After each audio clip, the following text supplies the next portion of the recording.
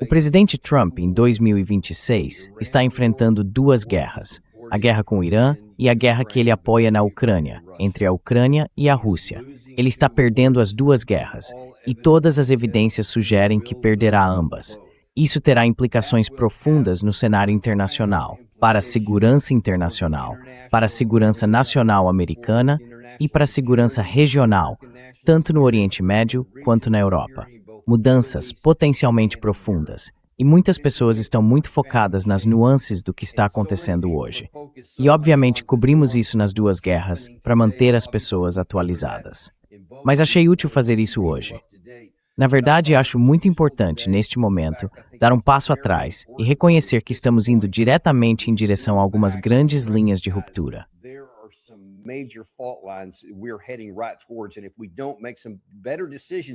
E se não tomarmos decisões melhores entre agora e o momento em que essas guerras, cuja conclusão vai se manifestar, contrariando os desejos de todos, chegarem ao fim, é melhor pensarmos nisso antes de agir. Assim, pelo menos em tese, podemos tomar decisões melhores nesse intervalo, talvez superar e evitar alguns desses piores desfechos. Isso seria o ideal. Agora vou apenas dizer, não parece muito promissor que vamos conseguir fazer isso. Mas é importante que vocês saibam para onde estamos indo e quais serão as consequências se não fizermos essas mudanças. E ninguém é melhor para nos explicar isso hoje do que nosso bom amigo Alastair Crooke, comentarista geopolítico e apresentador do theconflictsforum.substack.com, que citamos bastante. Alastair, antes de tudo, seja bem-vindo de volta. É sempre um prazer ter você no programa. É um prazer estar com vocês. Bem, veja, vamos por partes. E vamos começar, antes de mais nada, pela guerra no Irã.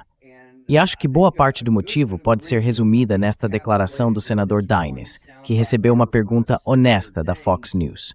Perguntaram a ele: "Ei, estamos entrando em mais uma guerra sem fim?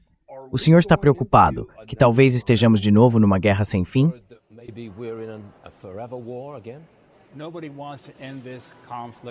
Ninguém quer encerrar este conflito mais do que o presidente Trump.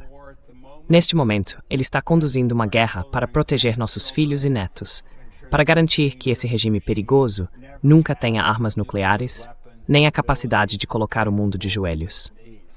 O presidente Trump está trabalhando duro, mas há apenas uma postura que os iranianos respeitam: a postura de força.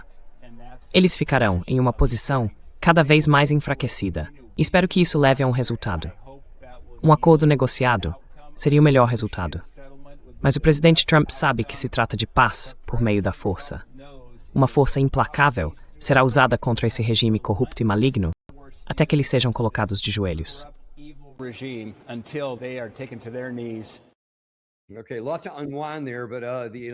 Certo, há muita coisa para destrinchar aí, mas o Irã é simplesmente um regime corrupto e maligno, então eu não sei como dá para negociar com eles. Mas enfim, ainda precisamos de negociações.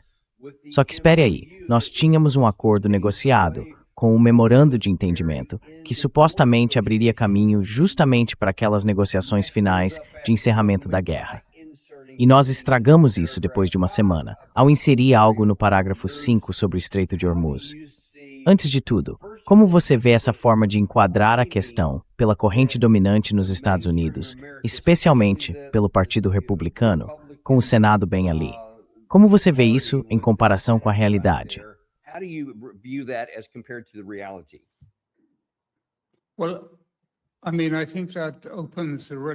Bem, acho que isso levanta uma questão muito importante. Esse trecho que você acabou de mostrar, porque antes de tudo temos que olhar para trás e ver o que os Estados Unidos são ou o que representam.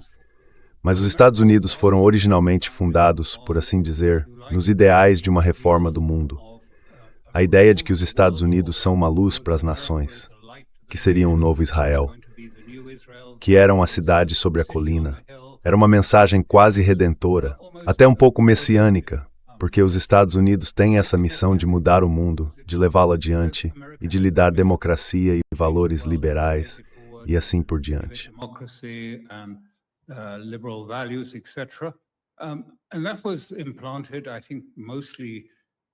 E isso foi implantado, eu acho, principalmente por uma espécie de gente protestante que veio para os Estados Unidos. Essa ideia, afinal, veio de tudo isso. Grande parte veio da Guerra Civil Inglesa, da Guerra de Cromwell e do puritanismo muito forte, além desse forte senso de redenção do Antigo Testamento que existia na Inglaterra naquela época. E em algum momento do caminho, não sei bem quando, isso mudou nos Estados Unidos. E agora, o que você descreve, o que vemos e o que ouvimos vindo dos Estados Unidos é maniqueísmo, não liberalismo. Não é a ideia de redenção, de que todos nós vamos avançar para novos valores e o mundo vai se unir em alguma nova e maravilhosa forma.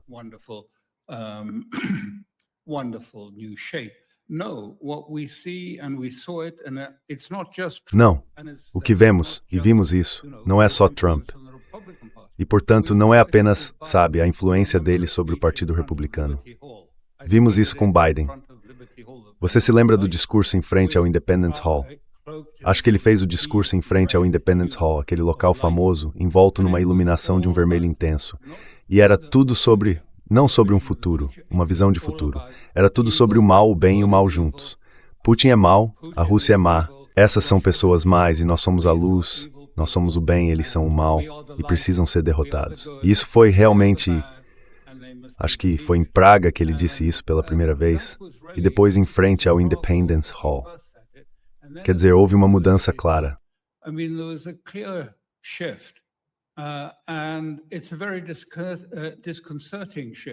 E é uma mudança muito desconcertante, porque os Estados Unidos entraram nesse estado de espírito maniqueísta que você viu naquele trecho que acabou de exibir no programa. Porque, sabe, se você adota essa visão maniqueísta, há duas implicações. Primeiro, não pode haver nenhum acordo negociado, porque, sabe, isso remete a Carl Schmitt, remete a Leo Strauss e a tudo isso. Quer dizer, eles foram muito claros. Estavam na Universidade de Chicago, eu acho, e eram pessoas muito influentes. Mas Carl Schmitt deixou isso claro. Quer dizer, você tem que demonizar tanto seus adversários que a própria ideia de falar com eles, de negociar com eles, seria para você cair no mal, se contaminar. E, portanto, você não pode negociar. Como negociar com o mal? Não pode. Essa era a resposta que vinha dali, naquela época.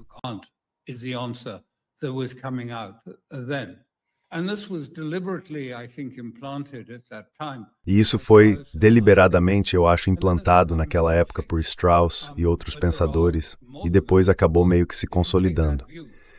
Mas há mais coisas nisso, porque se você adota essa visão de que é impossível falar com essas pessoas, algo que vimos, é claro, durante a guerra ao terror, o 11 de setembro, eu acho, foi o ponto de virada. Porque então, sabe, essas pessoas, como sempre eram chamadas, você não pode ouvi-las, não pode falar com elas, não pode escutar nada do Hezbollah ou de qualquer um desses movimentos. Eles simplesmente precisam ser derrotados. Mas há uma segunda implicação, uma implicação mais sombria. Quer dizer, se você não pode negociar e é impossível lidar com esse tipo de mal, então, é claro, o caminho para usar armas de destruição em massa fica muito mais aberto e muito mais presente no pensamento. E, portanto, essa forma de pensar é muito perigosa.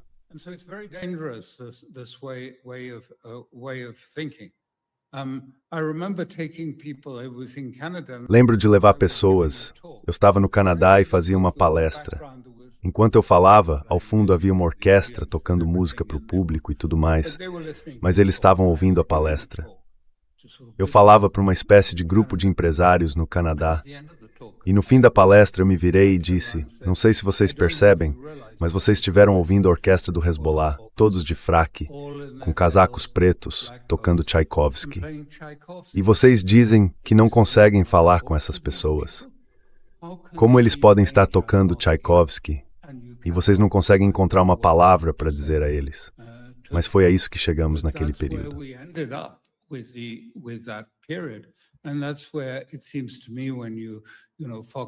E é aí que me parece quando vocês, sabe, a Fox News divulgam declarações, acho que foi na Fox News, comentários do tipo, essas pessoas são más, não dá para negociar com elas. Na verdade, eles têm o contrário disso, não sei. As pessoas dizem, eu estava lendo um pouco da visão da Maggie Haberman, acho que ela esteve no seu programa, talvez, sobre o novo livro dela, Mudança de Regime, com ela e o Swan. E ela diz algumas coisas nesse livro. Uma delas é que, na visão dela, sabe, Trump sempre teve, por anos, décadas, essa animosidade contra os iranianos, por razões que ninguém parece realmente conhecer. Mas que, é claro, isso meio que foi alimentado nesse período.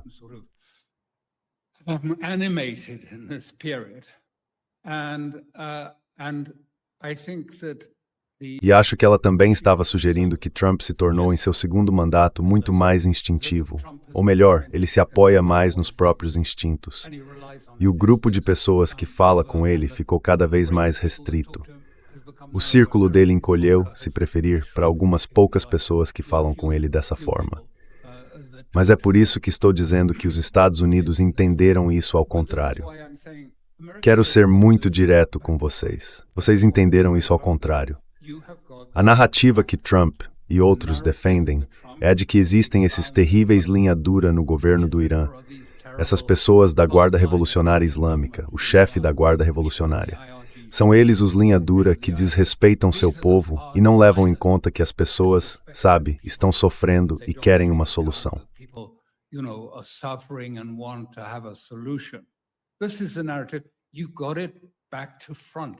Essa é a narrativa.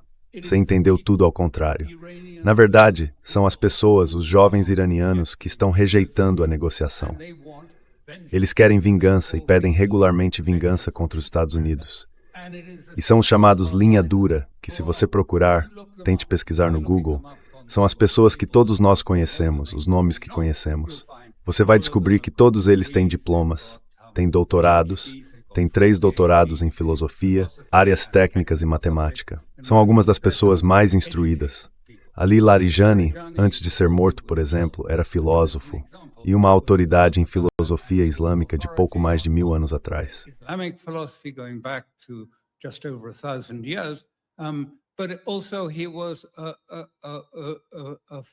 Mas ele também era um filósofo que dialogava com Habermas e outros filósofos ocidentais contemporâneos. E o entendimento, eles entenderam tudo ao contrário. E não é de se admirar, então, que isso vá fracassar e seja um desastre completo. Porque não são os líderes linha dura que não vão se curvar à vontade de Trump. É justamente o contrário. As pessoas temem que eles possam se curvar à vontade de Trump e, por isso, estão tentando se fortalecer dizendo: queremos vingança, não negociações. E agora elas são muito cáusticas com as pessoas que no passado defenderam negociações. Então, sim, toda essa estrutura tornou impossível a ideia de uma solução diplomática.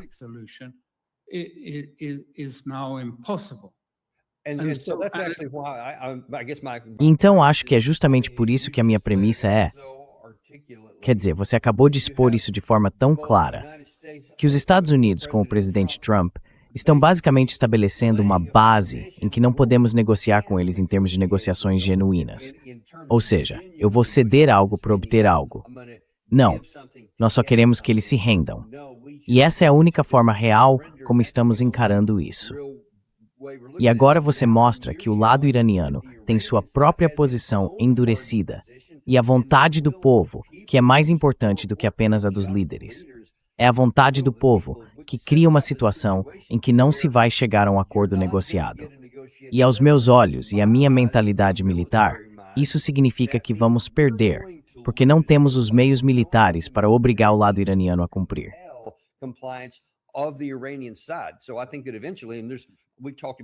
Então eu acho que no fim das contas, e já conversamos sobre isso muitas vezes, o ponto principal é que, na minha opinião, está muito claro que não podemos vencer esta guerra. Portanto, tudo o que podemos fazer basicamente é perder. Então, se isso for verdade, e até que de fato aconteça, nunca dá para ter certeza, o que eu gostaria de lhe perguntar nos próximos minutos são algumas questões sobre quais seriam as consequências de uma derrota americana. E vamos por partes. Primeiro, vamos olhar para o Irã. Com base em onde o Irã estava, em 27 de fevereiro, um dia antes de esta guerra começar, onde você acha que ele vai acabar, do outro lado de qualquer que seja a resolução.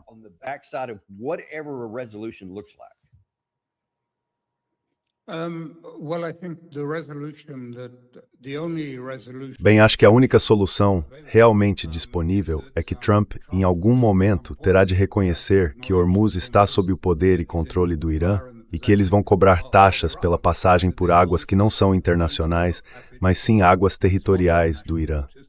E os outros corredores marítimos não serão permitidos. Então acho que essa será a solução. E no fim das contas, sim, acho que os estados do Golfo, que dizem que não vão aceitar isso neste momento, não terão muita alternativa, é de aceitar. And they will have to accept it. And the prospects facing them are quite dark. E as perspectivas para eles são bastante sombrias, porque, sabe, isso também vai acabar com a economia do petrodólar, que nos trouxe todos esses arranha-céus reluzentes nos estados do Golfo. Toda essa arquitetura tem que desaparecer. E vai desaparecer. Ela se baseava no petrodólar. Baseava-se inteiramente, depois de 73, no enorme aumento do preço do petróleo, algo que estamos vendo um pouco agora. Mas naquele momento, os Estados Unidos incentivaram os estados do Golfo a operar dessa forma, desde que negociassem em dólares e remetessem todas as suas poupanças de volta aos Estados Unidos. E esse foi o combustível para, por assim dizer, a economia financeirizada que então se desenvolveu nos Estados Unidos e se consolidou ainda mais depois da grande crise financeira de 2008.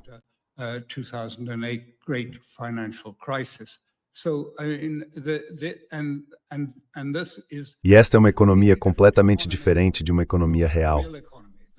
É o que eu chamo de economia de cassino. É tudo baseado em informação privilegiada. É tudo uma questão de margens. É arbitragem entre as taxas da manhã e da tarde, entre o que está acontecendo no Japão hoje e o que vai acontecer no Japão amanhã. Quer dizer, isso não produz nada, exceto uma riqueza enorme para a oligarquia. Então, sabe, não há apoio para que isso continue de modo geral, quero dizer, fora do Ocidente.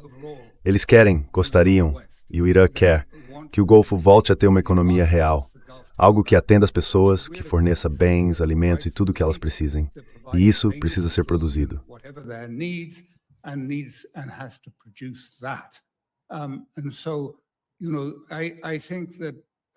E então, sabe, eu acho que no fim das contas, você me perguntou como isso vai ficar. O Irã será uma potência proeminente, se não dominante, no Oriente Médio. E os estados do Golfo ou vão aceitar isso e mudar, ou vão desaparecer. Será um Oriente Médio diferente. E isso terá amplas repercussões por toda a região. E o que falta nessa análise instintiva da Casa Branca é outro ponto. O que ele provocou e o que a Casa Branca provocou. Porque isso quase não aparece na imprensa ocidental, mas a guerra está se espalhando, está se ampliando.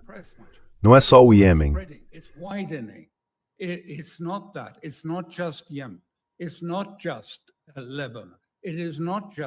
Não é só o Líbano, não é só a Síria, agora é o Iraque. Os iranianos estão atacando curdos que estão dentro do Iraque. O governo iraquiano deu às Rashid uma ordem para se desarmarem até 30 de setembro, assim como Trump tentou organizar um sistema pelo qual o Hezbollah seja obrigado a se desarmar e Israel permaneça e escolha quando vai deixar, se é que vai deixar o Líbano. E aí você tem isso. Tem o Iêmen, tem Gaza, tem o que acontece dentro da linha verde. Tudo está em estado de desordem, tudo está tenso. E o ponto que estou fazendo aqui é que não existe uma solução única quando todas essas outras equações entram em jogo. O que resolve, por assim dizer, a equação com o Irã, não necessariamente resolve a equação entre os iemenitas e a Arábia Saudita, que agora aparentemente estão entrando numa guerra aberta entre os dois países.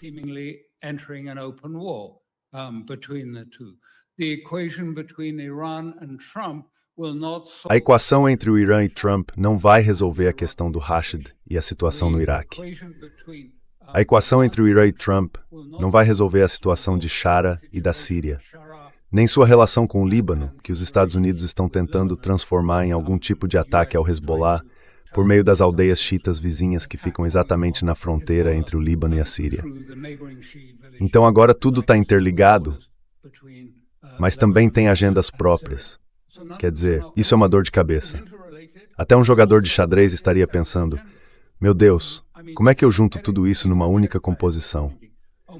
Isso acontece porque foi permitido que a situação avançasse cada vez mais e se estendesse a mais e mais questões, enquanto Israel tentava tirar proveito disso no Líbano, na Síria e em outros lugares. And as it tried to get its own advantages, E ao tentar obter suas próprias vantagens, isso arrastou Trump para esse atoleiro de conflitos diferentes, todos interligados. A questão do Irã está no centro de tudo, mas cada um tem suas próprias agendas. Eles não vão ser resolvidos simplesmente dizendo, um novo cessar-fogo, estamos propondo um cessar-fogo com o Irã. Isso não vai resolver a guerra entre Iêmen e Arábia Saudita. Os iemenitas, neste momento, por causa da situação atual, decidiram que essa é a hora de expulsar os sauditas da região. Não sei, isso não quer dizer que eles vão conseguir ou algo assim, mas significa que tudo ficou tão complicado e vai continuar complicado. so complicated and will stay complicated.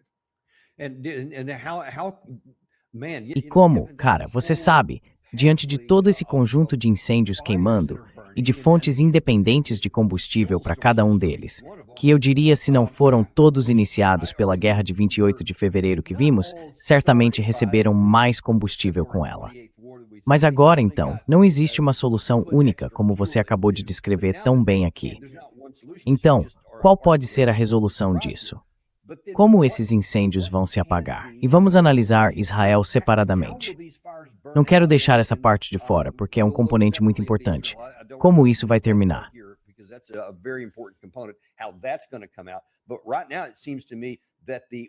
Mas neste momento me parece que a ordem que existia antes, mesmo nominalmente em 26 de fevereiro, antes de esta guerra começar, desapareceu para sempre. Não é só que os iranianos vão controlar o Estreito de Hormuz para sempre, porque disseram que, em hipótese alguma, vão abrir mão disso. Mas todo o resto vem junto. E os Estados Unidos? Deixe-me perguntar especificamente sobre isso.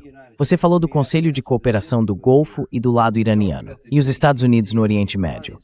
Como fica isso quando tudo terminar, seja lá de que forma for?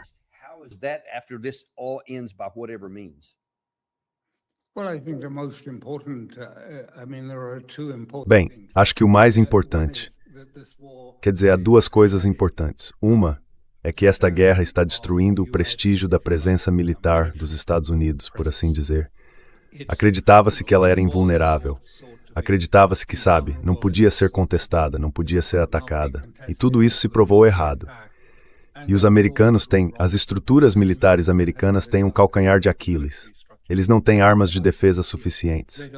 Não têm recursos suficientes para lançar uma grande guerra. E não estão se saindo muito bem nem mesmo numa guerra localizada, cometendo erros. Mas deixe-me chegar à grande questão.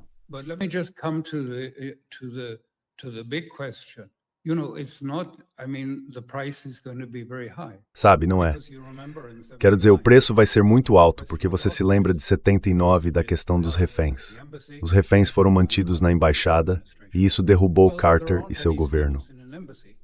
Bem, não há estudantes numa embaixada, mas existe algo chamado Quinta Frota. Onde ela está? Perto do Bahrein, eu acredito. Isso é um refém bem grande, não é? Não é algo que possa realmente ser dito em público, mas na prática a Quinta Frota é um refém iraniano.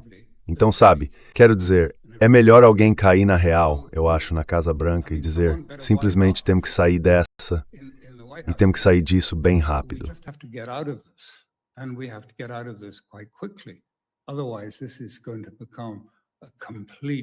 Caso contrário, isso vai se tornar uma catástrofe completa para os Estados Unidos, para sua imagem, para sua presença no mundo. Vai ser uma humilhação. Então acho que essa é a única saída. Mas eu não acho. Quer dizer, o problema com ele é que como Maggie Haberman, eu sei que ela não se dá muito bem com Trump e tudo mais, mas como ela aponta, a psique dele mudou no segundo mandato. É uma psique em que ele acredita ser, de certa forma, muito mais poderoso, que ele é um líder imperial, que pode conseguir o que quer e fazer o que quer, e que não precisa se importar com normas, leis ou nada desse tipo. E ele admira a crueldade.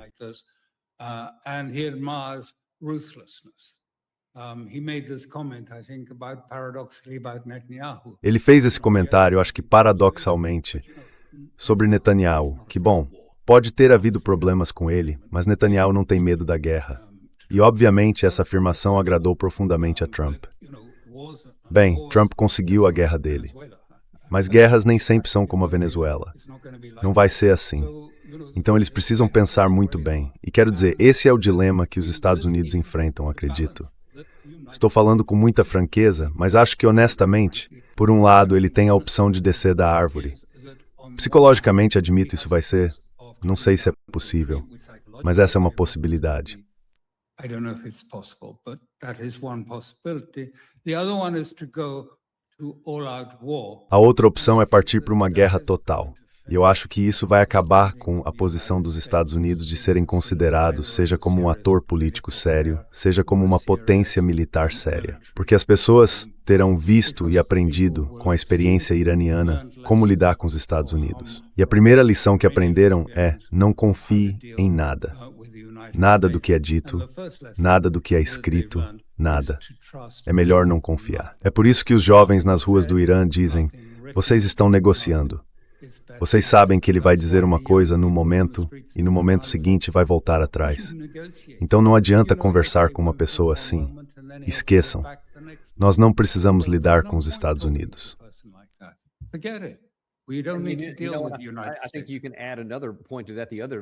Acho que dá para acrescentar outro ponto a isso. A outra lição que parece ter sido aprendida é que não só não dá para confiar em nada do que o nosso país diz, como também, se você nos dá um soco na cara, nós não conseguimos lidar com esses golpes. Não conseguimos detê-los. E como você disse, somos mais vulneráveis do que as pessoas imaginavam. Agora, diante disso, o que isso significa para Israel? Porque, de qualquer forma, para muitos nos Estados Unidos, isso sempre esteve no centro de tudo.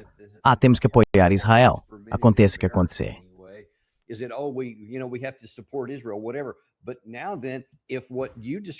Mas agora, se o que você descreveu em relação aos Estados Unidos se concretizar e o quartel-general da Sexta Frota no Bahrein nem puder mais sair, vamos acabar, especialmente se tentarmos uma guerra total, fracassando. Não vamos conseguir. E nesse caso, não vamos conseguir proteger Israel. Então, neste momento, Israel está lutando contra o Hamas, está lutando contra colonos na Cisjordânia, às vezes está lutando no Iêmen, às vezes na Síria, às vezes no Líbano. E agora, potencialmente, pode voltar a lutar contra o Irã. Eles conseguem lutar essa guerra em 7 frentes, sem os Estados Unidos? No, absolutely not. And they know that. Não, absolutamente não. E eles sabem disso. E foi por isso que o chefe do Estado-Maior, o chefe militar do Estado-Maior, foi ao gabinete há cerca de 2 semanas e disse: quero acender uma luz vermelha piscante para vocês, membros do gabinete. As forças de defesa de Israel estão à beira do colapso. Não temos pessoal, a estrutura está se desfazendo, o moral está se dissipando. E ele disse: precisaríamos não de apenas uma, mas de 7 ou 8 forças de defesa de Israel como as que existem hoje para administrar o que vocês estabeleceram para nós. Isso começou depois de 7 de outubro, quando vocês mudaram a doutrina de segurança de Ben-Gurion para a doutrina de segurança do Grande Israel. Quanto maior for a segurança permanente, segurança na raiz, segurança preventiva contra qualquer ameaça que possa surgir.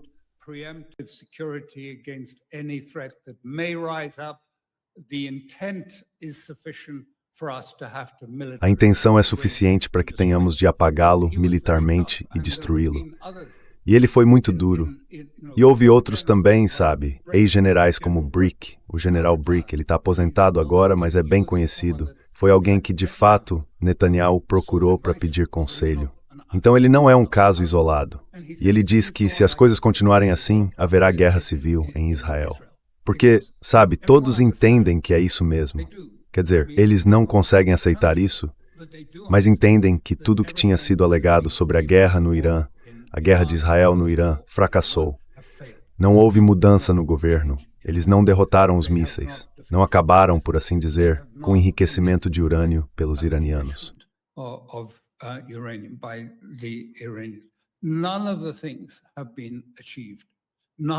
Nada disso foi alcançado. Absolutamente nada. Na verdade, ocorreu o contrário. E quem diz isso são os israelenses, não eu.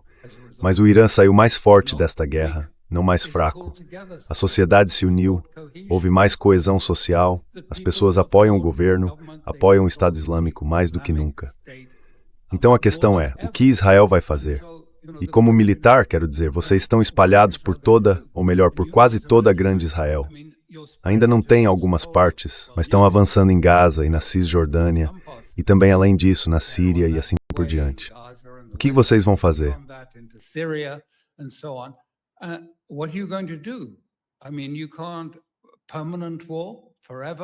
Quer dizer, não dá para ter guerra permanente para sempre. É isso que vão oferecer aos israelenses? Matar qualquer um? Quer dizer, é por isso que eles não conseguem nem chegar a uma solução ou apoiar essa iniciativa? Porque jamais vão concordar que o Hezbollah continue existindo. Porque isso contraria a doutrina deles que surgiu depois do 7 de outubro, a de que Israel está sempre à beira de um holocausto, e que, sabe, o Hezbollah ameaça um holocausto aos territórios do norte. Ele não ameaça um holocausto. Ele ameaça Israel quando Israel ataca o Líbano ou invade o Líbano. Foi isso que levou à formação do Hezbollah, a invasão do Líbano, 20 anos atrás, há muito tempo. Mas eles expulsaram Israel do Líbano, e os israelenses não conseguem superar isso.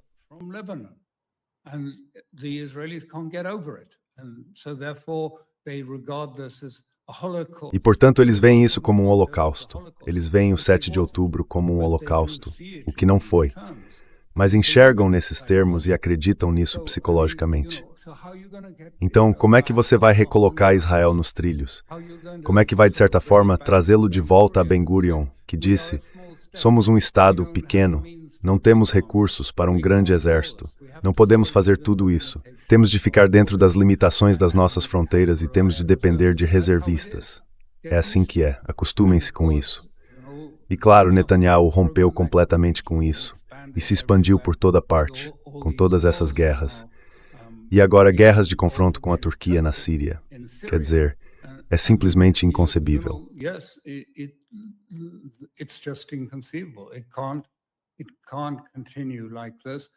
Não dá para continuar assim, mas eles não conseguem enxergar o que fazer. E esse é o dilema.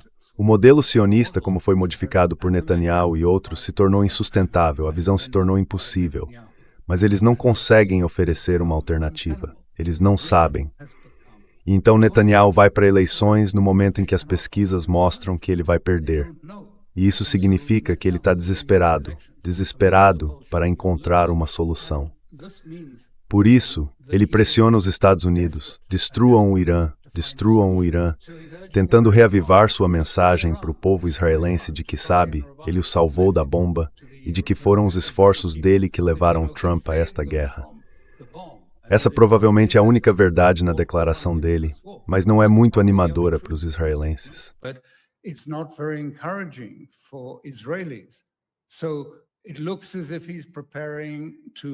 Então parece que ele está se preparando para se recusar a aceitar uma derrota nas eleições. Quer dizer, o Likud, o partido dele, teve outro dia uma grande reunião que eles chamam de Suprema Corte. Mas não é só uma reunião interna do Likud. E nessa reunião ele disse, e conseguiu aprovação para isso, que se houvesse qualquer ameaça à segurança, ele mencionou o Irã, qualquer ameaça à segurança, ele estaria livre para cancelar as eleições. Uau! E além disso, ele exigiu e conseguiu que ele indicaria todos os candidatos se houvesse eleições, sozinho, sem primárias, sem eleições. Ele, Netanyahu, indicaria, quer dizer, junto com Sara, é claro, quem seria apresentado pelo Likud nas eleições. Então ele está se preparando. Agora você teria 2 estados seguindo nessa direção, ao que me parece.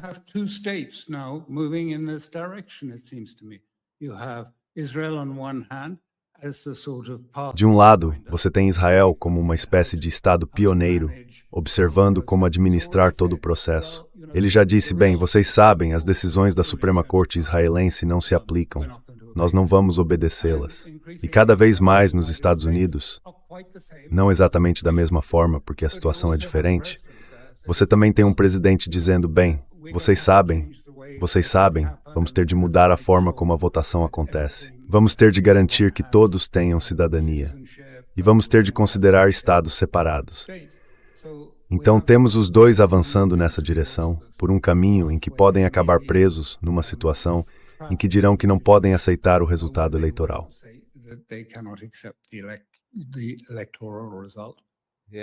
Sim, isso vai causar mais caos interno nos 2 países, o que só vai jogar mais lenha na fogueira. E isso vai ter impacto, porque não se esqueça, a eleição em Israel é em outubro e as eleições de meio de mandato são um mês depois, em novembro. Então, quero dizer, vai haver uma influência mútua aí. Uma vai afetar a outra e a outra vai afetar Israel. Pode continuar. Israel. And, Go on. I'm sorry, last question I want to ask on this section here. Desculpe, a última pergunta que quero fazer nesta parte é: vamos olhar para fora da região, porque nada acontece no vácuo. Quais seriam as consequências se houver alguma significativa para a China? Se tudo isso acontecer, essa situação que você acabou de descrever, em que não conseguimos vencer uma guerra e há um caos se espalhando por lá, o Irã sai mais forte, Israel mais fraco e os americanos talvez até fora. O que isso representa para a China? What does that do to China? I think first of all, it strengthens. Acho que, antes de tudo, isso fortalece os BRICS, porque eles podem ver uma América enfraquecida. E se a América não conseguiu subjugar o Irã e reduzi-lo a um estado vassalo, então não vai conseguir nem com a Rússia, nem com a China.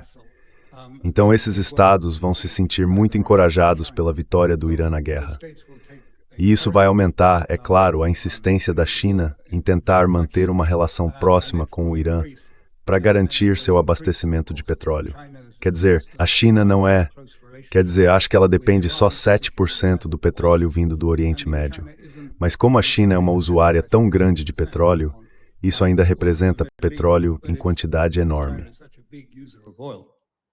It still amounts to a lot of oil. So they are very concerned about the security. Então eles estão muito preocupados com a segurança do seu abastecimento de energia.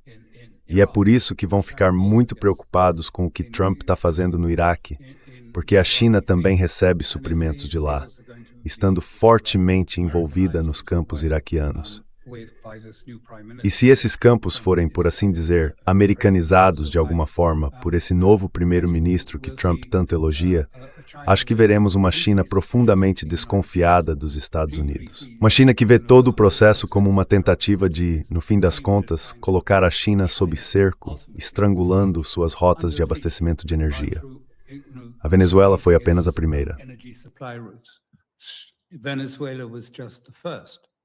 But of course, putting a blockade. Mas é claro, impor um bloqueio a Hormuz seria um bloqueio que poderia ser usado contra a China.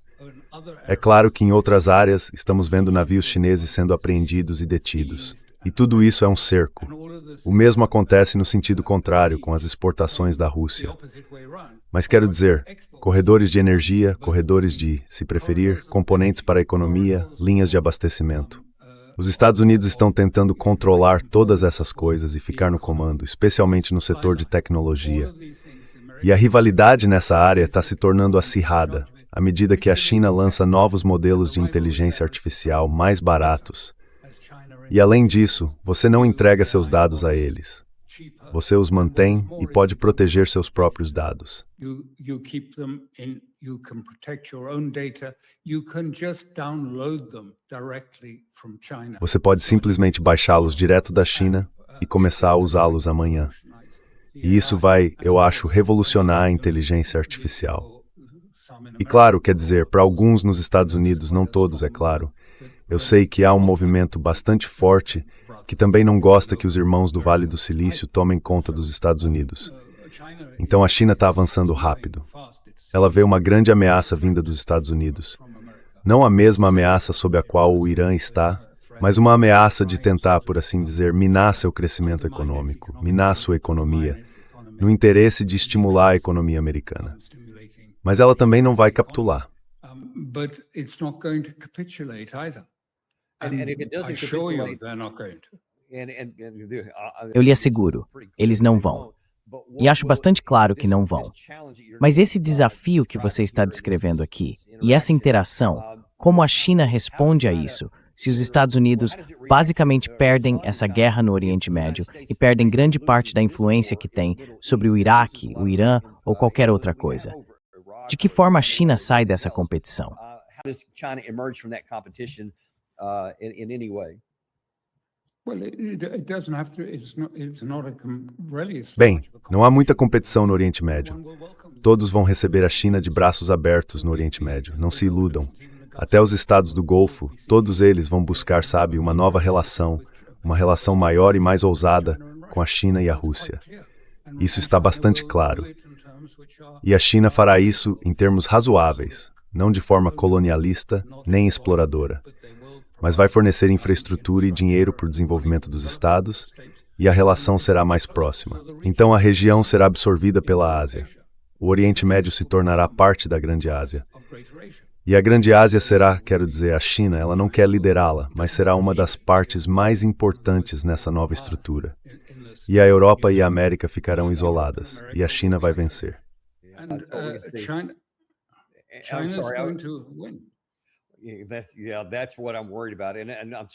Sim, é isso que me preocupa. E desculpe, estamos ficando sem tempo. Não quero deixar passar a segunda parte aqui. Se pintamos um quadro bastante sombrio, e novamente eu concordo plenamente e defendo que já perdemos a guerra com o Irã, todas essas ramificações, de uma forma ou de outra, vão surgir e se manifestar. E não é a única. Eu defendo que também já perdemos a guerra entre a Rússia e a Ucrânia. E com isso quero dizer essa extensão de estamos apenas usando a Ucrânia como um representante. Então, nesse caso, também perdemos, porque tudo o que o presidente Trump tentou fazer, acabar com a guerra em um dia, acabar com a guerra em 100 dias, e agora ele simplesmente escolheu um lado, como disse com o secretário Rubio em junho. E assim, isso não pode dar certo.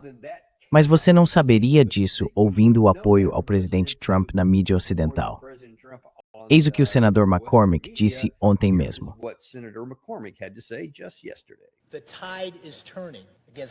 A maré está virando contra Vladimir Putin. Há mais de 4 anos, a Rússia trava uma guerra de agressão brutal e não provocada contra uma Ucrânia livre e soberana. Putin apostou que Kiev cairia em poucos dias. Apostou que o Ocidente se dividiria em resposta.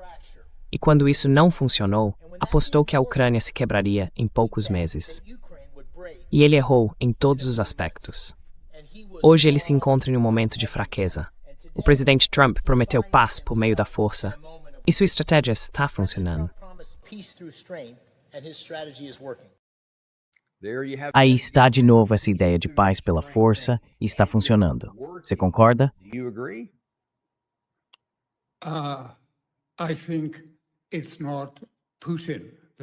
Acho que não é Putin quem está errado em todos os pontos. É o senador que está errado em todos os pontos. Cada comentário que ele fez, sabe, não foi por exemplo uma invasão ilegal e não provocada da Ucrânia. Isso é apenas a narrativa, despojada de contexto.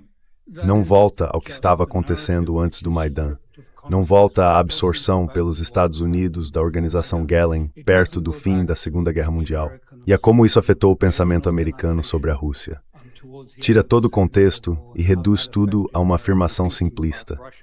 E aí eles têm essa afirmação simplista. Qualquer pessoa que discorde dela deve estar errada.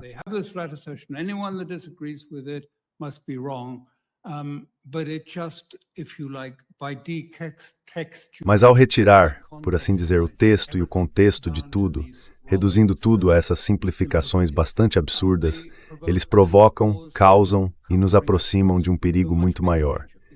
Porque do jeito que isso está indo, em breve haverá uma escalada da Rússia contra um aliado próximo dos Estados Unidos, contra a Europa. E isso, acredito, vai acontecer mais cedo ou mais tarde, porque os europeus insistem que foram encorajados e têm o respaldo dos Estados Unidos para desenvolver, construir e projetar mísseis de cruzeiro e drones de alcance cada vez maior para atacar mais profundamente dentro da Rússia e atingir coisas que não têm absolutamente nenhuma relação com o esforço de guerra.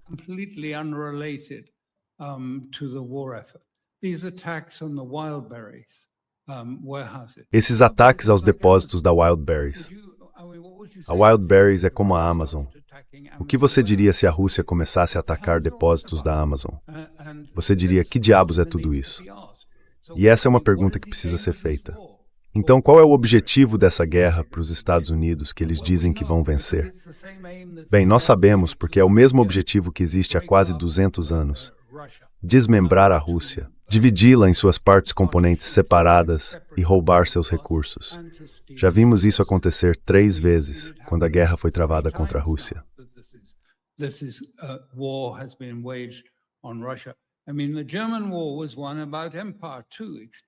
Quero dizer, a guerra alemã também tinha a ver com o império, com expandir seu império. A Alemanha invejava a Grã-Bretanha. A Grã-Bretanha tinha a Índia e todos os recursos do Oriente, que saqueou e que a tornaram rica. Então a Grã-Bretanha começou a se preparar para uma guerra contra a Rússia. E mesmo durante a guerra, quer dizer, é preciso pensar no que os russos sentem em relação a isso. Porque mesmo durante a Segunda Guerra Mundial, quando a Rússia era aliada na luta contra os alemães, em certo momento a Grã-Bretanha deveria apoiar a Rússia, prestar assistência à Rússia, que estava cercada em Leningrado naquela época.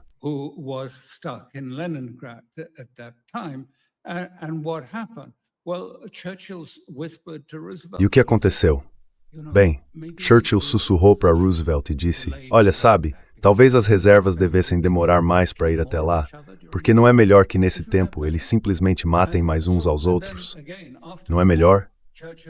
E então, de novo, depois da guerra, Churchill e Roosevelt assinaram esse acordo para mandar todo mundo de volta para Stalin. Unidades inteiras de cossacos foram mandadas de volta para serem enfileiradas e executadas. Eles mandaram milhões de volta, recusaram-se a permitir que ficassem em qualquer lugar e chegaram a esse acordo para mandá-los de volta, para que fossem julgados, enforcados e depois executados por sua traição à União Soviética.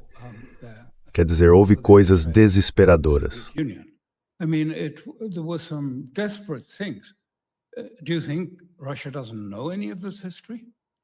Você acha que a Rússia não conhece nada dessa história? Não conhece?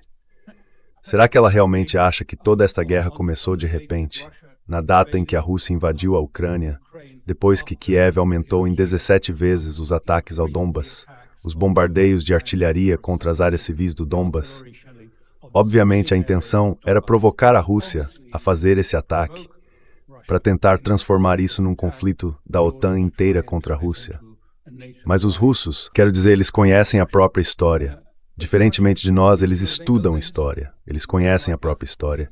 E então esse é um conflito amargo, longo, com muitos ressentimentos e muita hostilidade envolvidos. Mas alguém precisa se sentar.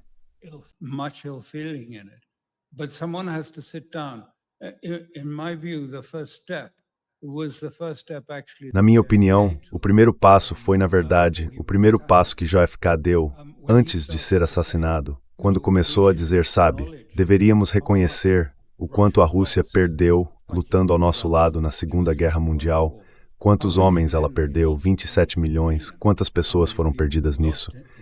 Deveríamos começar dizendo algo assim. E acho que é a mesma coisa. Tem de haver algum tipo de reconhecimento das realidades do que isso é. Não esse tipo de visão grosseira, infantil, sabe, de simplesmente reduzir tudo, sem contexto nenhum, de tirar tudo do contexto. Ah, bem, a Rússia simplesmente entrou na cabeça do Putin que ele queria ser imperador de novo, e então tomou parte da Ucrânia. Quero dizer, esse é o tipo de coisa que você não ouviria nem de uma criança de 7 anos escrevendo uma redação na escola.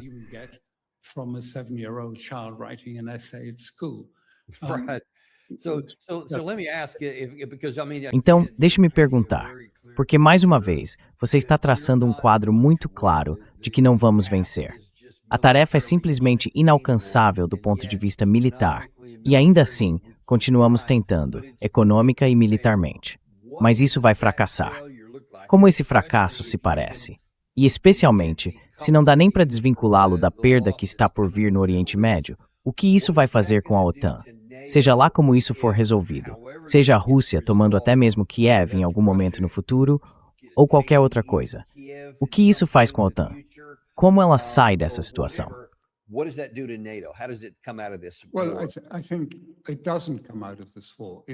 Bem, eu acho que ela não sai dessa guerra. Acho que já está se fragmentando e vai se fragmentar ainda mais.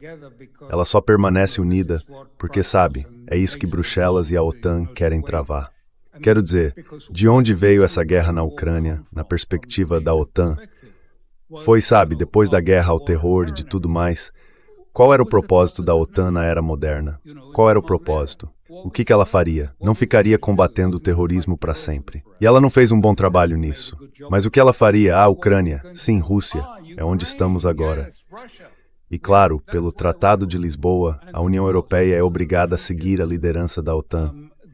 Ela não tem liberdade de escolha a menos que isso esteja nos tratados.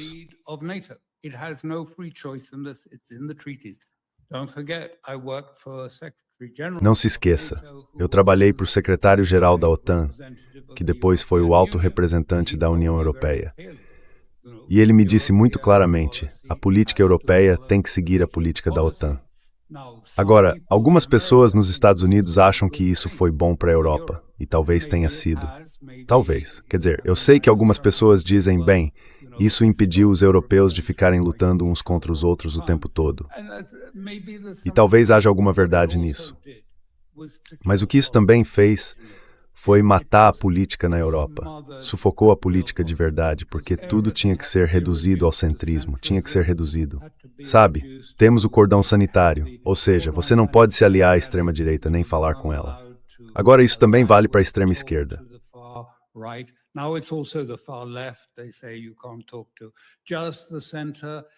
Dizem que não dá para falar só com o centro, e que o centro tem de seguir a OTAN. E à medida que a situação na Europa piora, à medida que as pessoas começam a explodir por causa das contradições na economia, porque não conseguem viver com o que recebem, enquanto as elites ficam boiando nesse desperdício da OTAN em novas conferências e mais dinheiro para mais prédios. Mas para 90% da população, nada disso chega. E, como você não pode protestar e não pode votar contra isso, o que você faz? Fica cada vez mais irritado com as elites e cada vez mais irritado com a OTAN. E todos vão dizer, tem que acabar com a OTAN. Fora a OTAN. Não a queremos. Esse será o clima nas ruas. Eu prevejo na Europa. A consequência desta guerra.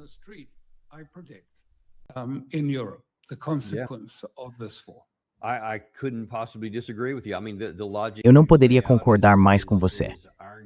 Quer dizer, a lógica que você apresenta é irrefutável. Estamos vendo as tendências seguirem nessa direção agora mesmo. Eu queria que tivéssemos mais tempo para aprofundar esse caminho. Espero receber você de volta na próxima vez. E mandem o pessoal para o Conflict Forum, para que possam ver mais conteúdos do Alastair Crooke por aqui, porque, cara, a gente não se cansa disso. As conclusões aqui são bastante sóbrias. Mas, de novo, as pessoas precisam saber a verdade e não cair nessa bobagem que continuam ouvindo na mídia tradicional, como acabamos de mostrar há um segundo. Embora aquilo tenha vindo, na verdade, do plenário do Senado.